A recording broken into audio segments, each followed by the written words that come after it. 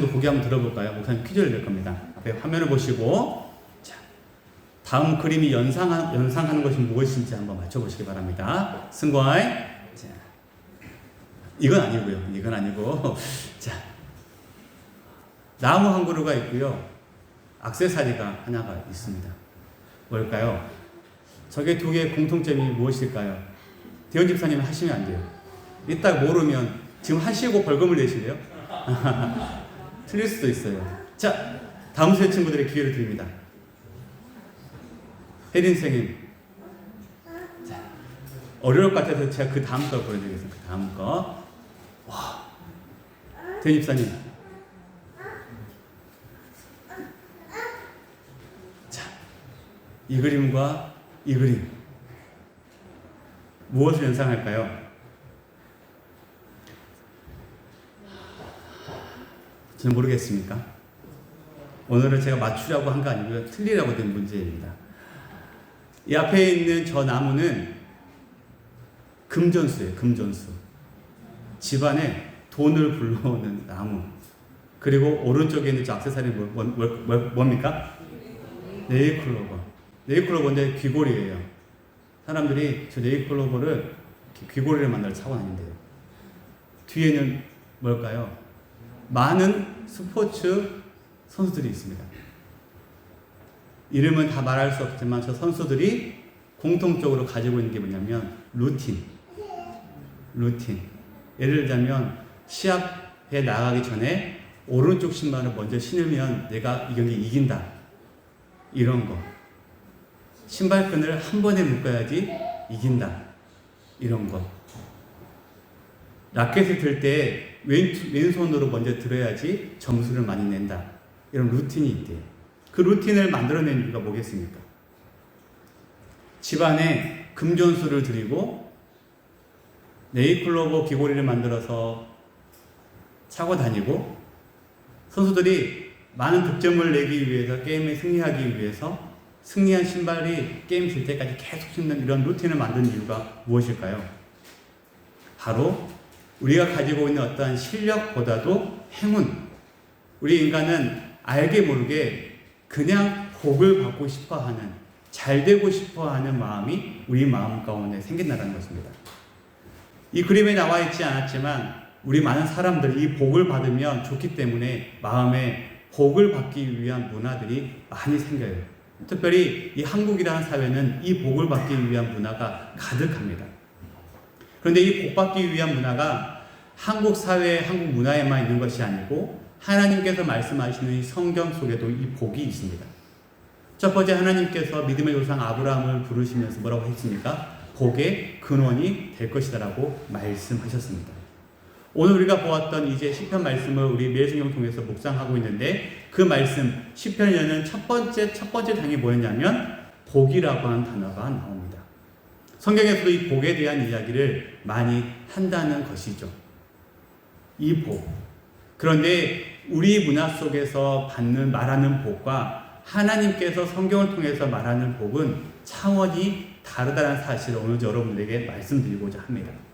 또한 그 하나님께서 저와 여러분 삶 가운데 들려주시는 그 귀한 복을 얻기 위해서 그 하나님의 귀한 복을 받아 누리기 위해서 우리가 어떤 삶을 살아가야 하는지 그 복에 대한 진짜 의미와 그 삶을 누리기 위한 우리의 자세가 어떠해야 되는지 오늘 말씀을 통해서 한번 살펴보도록 하겠습니다. 첫 번째는요. 따라합시다. 거스르는 인생. 거스르는 인생. 성경이 말하는 진정한 복은요. 세상의 유혹과 이 죄악이 가득한 이 삶 가운데서 거스르는 인생을 살아야지 진짜 하나님께서 말씀하시는 복을 받아 누릴 수 있다라고 우리에게 말해주고 있습니다. 우리 본문 1절, 오늘 함께 읽어드리는 1절의 말씀을 같이 한번 천천히 읽어보겠습니다. 1절의 말씀 함께 읽겠습니다. 시작. 복 있는 사람은 악인들의 꾀를 따르지 아니하며 죄인들의 길에 서지 아니하며 오만한 자들의 자리에 앉지 아니하고. 아멘. 복 있는 사람은 이렇게 말합니다. 이것을 새로운 성경을 보게 되어지면 복 있는 사람은 이렇게 해야 됩니다 라고 번역하고 있더라고요. 여기서 말하는 복에 해당하는 성경 히브리어 원문을 보게 되어지면 아쉬레라고 하는 단어를 써요. 무슨 뜻이냐면 단순한 감정, 행복해, 나는 모든 것들이 너무너무 좋아, 이런 단어이기보다는 이 복이라고 하는 단어의 가장 깊은 뜻이 뭐냐면 올바른 길을 가다가 복이라는 뜻이었습니다. 올바른 길을 가다. 복이 있는 사람은 올바른 길을 가는 사람은 이렇게 해석합니다. 흔히 올바른 길을 가는 사람 말고 또 하나 해석이 뭐냐면 하나님과의 관계에서 올바르게 곧게 서 있는 사람으로도 해석하고 있더라고요.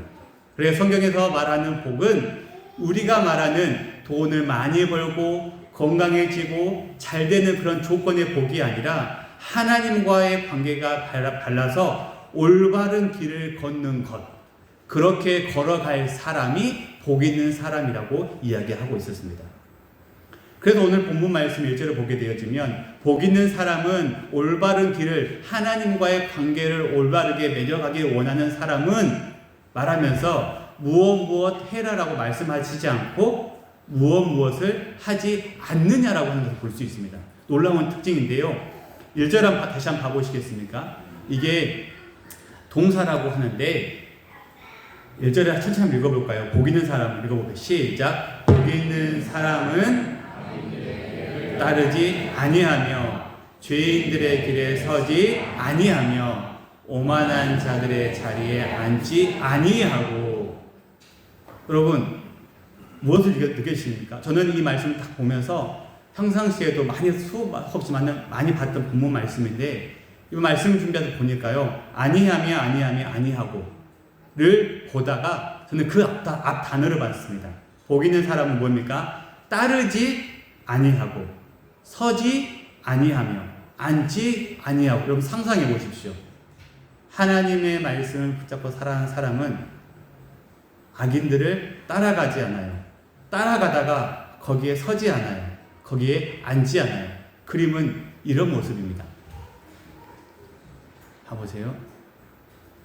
우리가 누군가에게 좋은 것을 발견했어요. 누군가로 좋은 것을 발견했어요. 그러면 우리의 특징이 있습니다.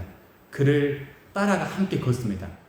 그러다가 더 좋으면 어떡합니까? 그곳에 서서 그가 하는 것을 구경합니다. 그 다음에 이것이 정말 좋다 그러면 어떡합니까? 그곳에 앉아버립니다. 자리를 틀어버립니다. 그래서 성경은 어떻게 말합니까? 이것을 반대로 말하고 있습니다. 복 있는 사람은 악인들을 따라가지 않대요. 악인들과 함께 걷지 않는데요. 악인들이 있는 곳에 머무르지 않는데요. 그곳에 가서 앉아서 자리를 틀고 이곳이 영원한 곳이야, 이곳이 정말 좋은 곳이야 라고 그곳에 앉지 아니한대요. 처음에는 악인들의 길을 슬쩍 따라가 걷습니다. 어떻게 해요? 남들도 다 그렇게 하는데, 세상이 다 그렇게 하는데 뭐 어째서 라고 하면서 타협하면서 따라 걷기 시작합니다. 그러다 보면 어느새 죄인들이, 하나님을 알지 못하는 것들이 머무는 곳에 멈추게 되어집니다. 그러면서 지금 오늘날 우리 다음 세 친구들에게 가장 많이 다가오는 문화, 가치관에 익숙해져서 이것이 죄된 길인지 죄인된 길이 아닌 것인지를 혼란하게 만드는 자리에 서게 되어집니다. 그 문화와 가치관 속에 빠지게 되어지면, 계속 거기에서 서성이게 되어지면 마지막에 어떻게 되어집니까? 과거에 진짜 하나님과의 관계가 좋았던 그것들을 잊어버리고 그곳에 앉아버립니다. 그곳이 죄된 곳입니다. 복 있는 사람은 그러면 안 되는데 하나님 없이도 내 힘으로 살 수 있다라고 영적인 교만함에 빠져서 그곳에 앉아서 그것이 좋사오니라고 하며 살아간답니다. 세상의 문화는, 세상의 풍조는 끊임없이 우리에게 이렇게 속삭입니다. 돈이 있어야 행복하지. 돈 따라 걸어야지. 여러분 그렇죠? 돈 따라 걸어야지. 좋고 화려한 차 쫓아 걸어야지. 넓고 아름답고 풍직한 집을 따라서 걸어야지. 그리고 그곳에 서서 구경도 해봐야지. 내 감정대로 해야지. 그럼 마지막에 그곳에 자리를 앉기 전에 너 자신을 증명해봐. 이렇게 말하면서 우리가 하나님과의 관계가 끊어지게 만드는 것이 세상의 문화요 가치라는 것입니다. 그러나 하나님의 말씀 아슈레, 복 있는 사람은 그 흐름을 거꾸로 거스르는 자라고 우리에게 말해주고 있습니다. 그를 따라가는 것이 아니라 그 흐름을 거꾸로 거슬러 올라가는 자가 진짜 복이 있다라고 말하고 있습니다. 제가 예배 설교 중에 여러 번 말씀드렸던 분이 계십니다. 우리 이여름 교수님, 지금 고인이 되셨던 그 분인데요. 이분은 지성이면 지성, 명예면 명예, 많은 사람들이 이여름 교수님처럼 박사님처럼 살기 위해서 그의 책을 읽고 그와 대담을 하기 위해 줄을 섰던 일이 한두 번이 아닙니다. 평생에 글을 쓰고 지식을 쌓고 문화부 장관까지 지내면서 세상의 중심에 서 있었던 분인데요. 그가 생을 마감하는 그 자리에서 자녀들에게 인터뷰하는 과정 속에서 이런 글을 남겼더라고요. 내 평생 모든 책들, 내가 이루어낸 명예들, 그거 다 내 것인 줄 알았는데 그런데 가만히 보니 다 독점물이었어. 내 손에 쥐어진 장난감이었지. 벼랑 끝에 서서 보니 깨달았네. 진짜 내 것은 아무것도 없어. 인간에게 진짜 필요한 것은 내 손에 쥔 지식이 아니라 나를 품어주시는 창조주의 품이더군. 이런 이야기를 고백을 남겼습니다. 세상 사람들은 이 이여름 교수님의 말이 처음에 이해가 되지 않았던 것이죠. 그런데 예수 그리스도를 구주로 고백하는 자들은 이 말이 무슨 말인지 압니다. 세상 사람들은 그분이 가진 지식의 자리에 앉기 위해 목을 맵니다. 그리고 그런 문화를 따라서 걷고 머무르고 자리에 앉습니다. 그것이 복이라고 생각하기 때문입니다. 그러나 지성의 고장이신 이 이여름 교수님께서 하신 말씀은 그것이 아니라는 거예요. 반대로 거슬러 올라가야 한다는 것입니다. 거슬러 올라가. 또 제가 이야기를 했다고 다음 세대 친구들은 목사님 그럼 저 공부 안 해도 되는 겁니까? 저 책 안 읽어도 되는 겁니까? 지금 그런 이야기를 하는 것이 아니고 세상이 말하는 성공의 자리가 결코 우리에게 진짜 복, 아슈레를 줄 수 없다. 그곳에서 진짜 하나님의 안식을 깨달을 수 없다라는 것을 이야기하고 싶은 것입니다. 사랑하는 성도 여러분, 다음 주 친구들 복 받고 싶으시죠? 그렇다면 세상을 거스를 아픔을 준비하십시오. 우리는 세상을 거꾸로 올라간다라고 하면 하나의 물고기가 떠오르죠. 누구입니까? 연어입니다. 거친 폭포를 거슬러 올라가서 그가 마땅히 해야 할 일을 했던 연어처럼 힘들고 외로울 수 있습니다. 하나님을 알아가고 세상이 말하는 복이 아니라 하나님께서 우리에게 허락한 그 복을 누리고 싶다고 한다면 거슬러 올라가야 합니다. 그런 아픔과 고통을 느낄 수 있는 준비가 필요합니다. 따르지 아니하며 서지 아니하며 앉지 아니하고 아니할 준비가 되어 있어야 합니다. 우리가 아니한다라고 하면 세상 사람들은 손가락질하고 비웃고 조롱할 것입니다. 그럼에도 불구하고 아니하는 것이, 거슬러 올라가는 것이 진짜 하늘의 복을 받아 누리는 것이라고 확신한다면 여러분, 아니하는 것 때문에, 거슬러 올라가는 것 때문에 아파할 수 있는, 그 고통을 받을 수 있는 준비라는 저와 여러분들 되어주시기를 간절히 소망합니다. 당장 우리 다음 세대 친구들은 시험 기간에 하나님을 예배하는 것. 우리 다음 세대 친구들은 그런 이 친구들 한 분도 없던데 시험 공부해야 된다고 예배를 안 나온다든지. 세상 친구들은 난리죠. 시험 봐야 되는데 시험 기간 3주 전부터 학원을 더 가야 되는데 예배 왜 나가냐고, 도움도 안 되는데. 그렇죠. 우리 어른들 어떻습니까? 가장 바쁘고 분주한 시간에 예배 드려야 하고 쉬고 여행 가야 하는데 여러분들의 선택을 보면 다 세상을 거스르는 선택을 하고 있습니다. 여러분, 그것이 진짜 하나님께서 저와 여러분들에게 말씀하시는 복인 줄 믿으시기 바랍니다. 세상을 거스르는 영적인 그 거스름이 있어서 진짜 하늘의 신령한 복을 받아 누리는 저와 여러분들의 귀한 삶 되어 주시기를 주님의 이름으로 간절히 축복합니다.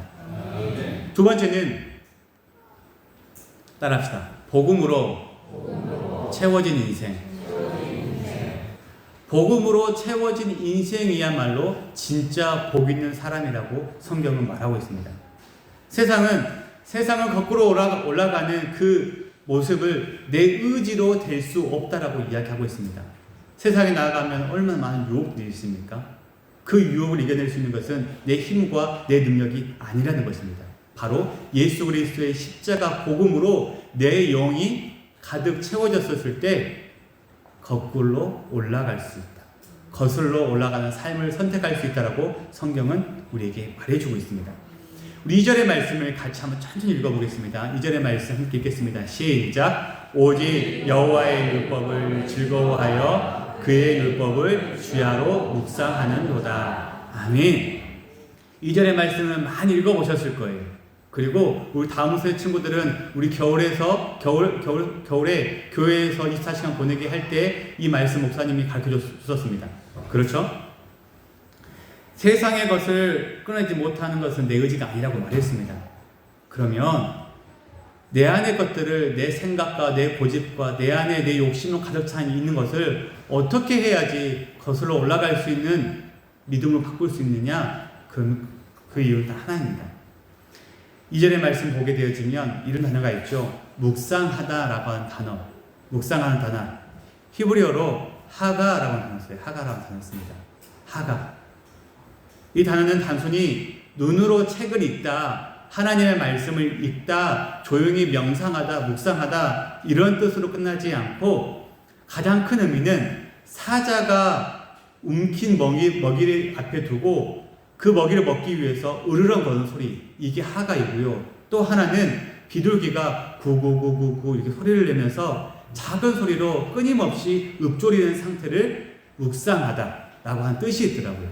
사자가 먹을 것을 앞두고 으르렁거리는 소리, 반대로 비둘기가 구구구 하면서 작은 소리로 계속 쉬지 않고 읊조리는 상태를 하가 묵상하다라고 말을 하고 있습니다. 이스라엘 백성들이 하나님의 말씀을 읽는 데 있어서, 가까이 하는 데 있어서 이 묵상하다는 단어를 또 정말 귀하게 썼습니다. 광야 속에서 하나님 백성들이 살아남을 수 있었던 이유가 바로 이 묵상하기 때문이었기 때문입니다. 이 구약의 이스라엘 백성들에게 율법은요, 단순한 그냥 법 지키면 되고 안 지키면 안 되는 이런 법이 아니었어요.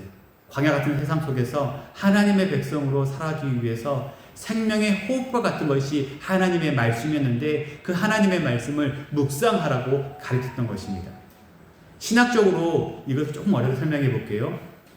이 묵상하다가 누구와 연결되어지냐면 바로 말씀이 육신이 되어 우리 가운데 오신 예수 그리스도, 요한복음에 나왔던 여호와의 율법책을 주야로 묵상한다라는 것은 매 순간 내 삶 가운데 예수 그리스도의 십자가 복음을 크게 읽고 낭독하거나 또는 조용히 내 마음속으로 읊조리면서 그 하나님의 것이 내 것으로 채워질 수 있도록 내 안에 더러운 죄들이 하나님의 말씀 묵상함을 통해서 채워지는 그런 모습이 묵상하다였습니다.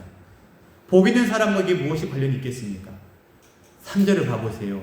3절 한번 읽어보겠습니다. 시작. 그는 시냇가에 심은 나무가 철을 따라 열매를 맺으며 그 잎사귀가 마르지 아니함 같으니 그가 하는 모든 일이 다 형통하리로다. 아멘. 복 있는 사람은 거스른대요. 거스르는 사람은 하나님의 말씀을 구구구 조용히 읊조린대요. 하나님의 말씀을 거친 사자가 그 먹이를 먹는 것처럼 덥석 잡아부는 소리를 낸대요. 그 결과가 시냇가에 심은 나무가 되어서 열매를 맺는데요. 그러기에 복 있는 사람이 이러해야 된다라고 우리에게 말해주고 있습니다. 그 대표적인 인물이 누구일까요? 시장성경에 나오는 사도 바울이었습니다. 그는 지금의 우리의 모습과 전혀 다른 인생을 살았던 사람입니다. 오늘 1절에 나와 있던 것처럼 그는 똑똑한 사람이었고 많이 가진 자의 집안의 사람이었습니다.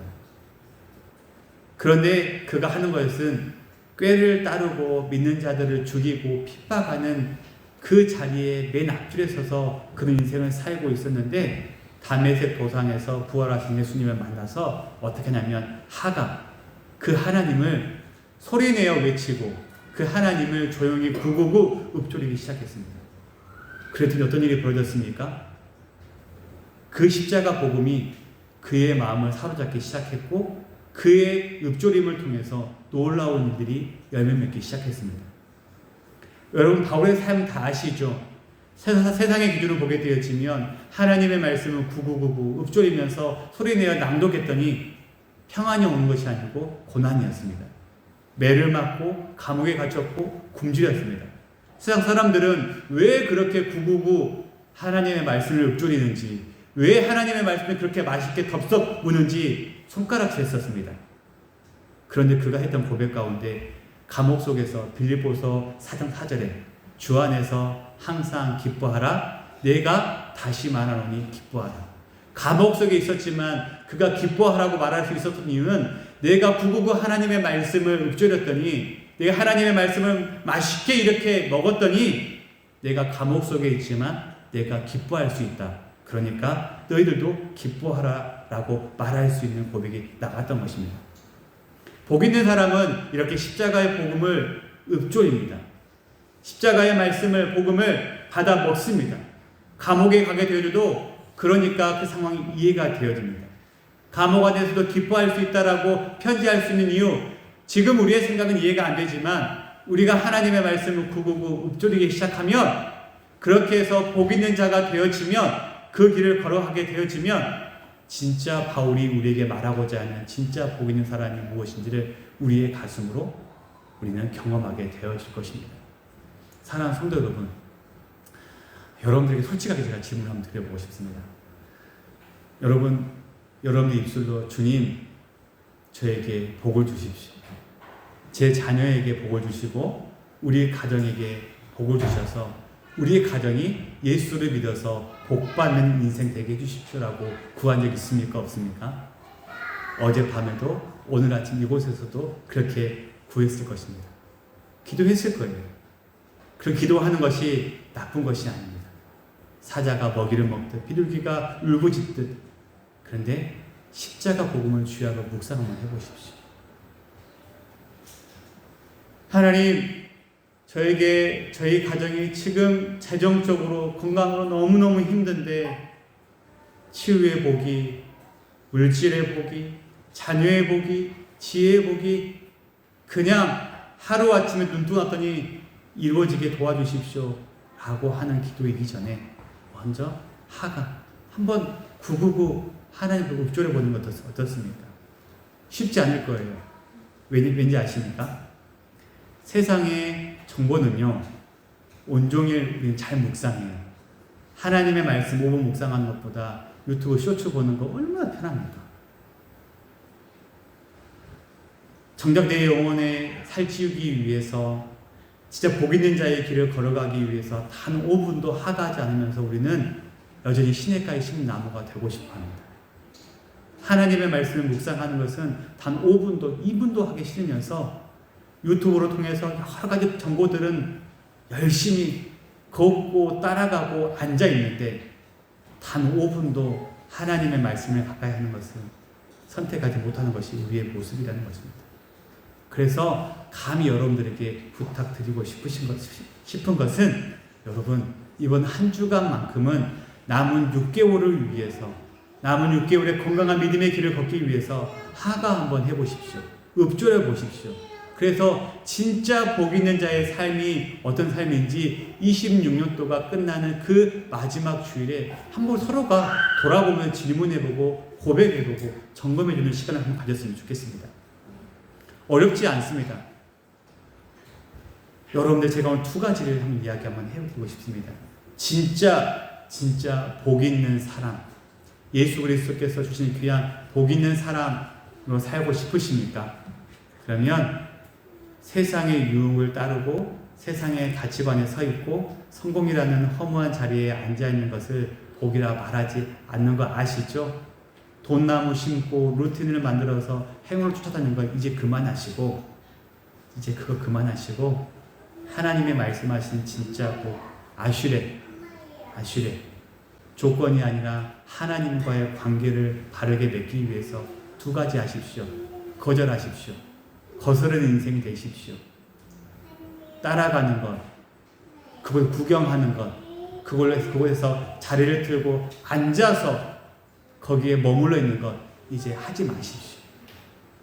유튜브 대신에 하나님의 말씀을 한 번 더 보는 건 어떠십니까? 두 번째, 채우십시오. 예수 그리스도의 복음으로 하루에 단 5분이라도 성경책을 펴고 999 한번 읊조려 보십시오. 그것이 모이고 생활이 되어지면 진짜 내가 복 있는 인생이구나, 예수 그리스도 안에서 진짜 복 있는 인생이구나 라고 하는 사실을 깨닫게 될 날이 금방 올 것입니다. 반드시 주시겠습니까? 맥주 감사 주일 보내면서 제가 또 말씀을 준비하면서 한 해의 절반을 보내면서 저에게 큰 고백이 있고 울림이 있는 말씀이었습니다. 지난 6개월도 돌아보면서 제가 참 많이 회개했지만 이제 앞으로 살아야 할 6개월을 또 하나님 앞에 올려드리는 시간이 되어졌습니다.